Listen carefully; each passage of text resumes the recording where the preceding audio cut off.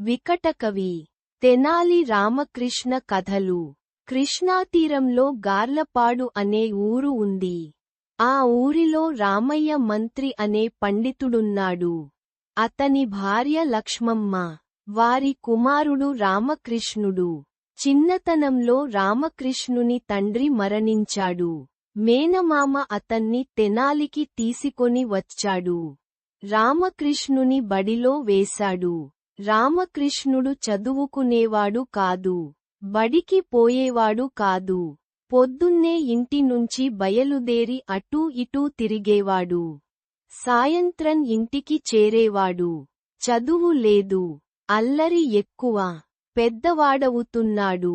ఒకరోజు రామకృష్ణుడు అలా తిరుగుతున్నాడు. అతనికి ఒక సాధువు ఎదురయ్యాడు. సాధువుకు ఎందుకో రామకృష్ణుడి మీద దయ కలిగింది. అతన్ని దగ్గరికి పిలిచాడు. నాయనా, నీకు ఒక మంత్రం చెప్తాను. కాళికాదేవి గుడికి వెళ్ళు. అక్కడ అమ్మవారిని పూజించు. ఈ మంత్రం జపించు. నీకు మేలు కలుగుతుంది అని చెప్పాడు. రామకృష్ణుడు మంత్రం నేర్చుకున్నాడు. ఆ మంత్రాన్ని పరీక్షించాలనుకున్నాడు. కాళికాదేవి గుడికి వెళ్ళాడు. అమ్మవారి ముందు కూర్చున్నాడు. మంత్రం చదువుతూ కూర్చున్నాడు. పగలు గడిచిపోయింది. రాత్రి గడిచిపోయింది. రామకృష్ణుడు మంత్రం చదువుతూనే ఉన్నాడు. కాళికాదేవి ప్రత్యక్షమయింది. కాళికాదేవి 2 చేతుల్లో 2 పాత్రలున్నాయి.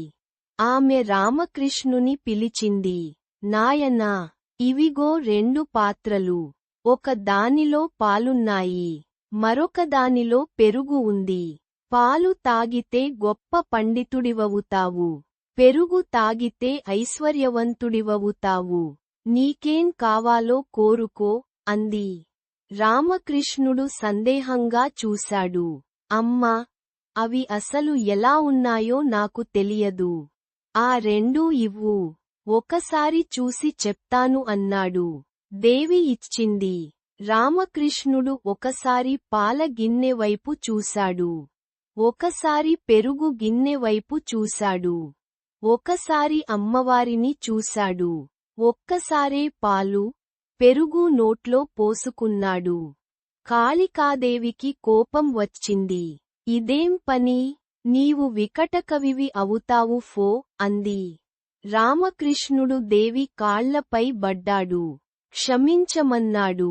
ధనం లేని పాండిత్యం, పాండిత్యం లేని ధనం 2 వ్యర్థమే.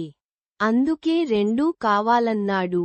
తల్లి, దయ చూపించమని వేడుకున్నాడు. కాళికాదేవికి దయ కలిగింది. ఆశీర్వదించింది.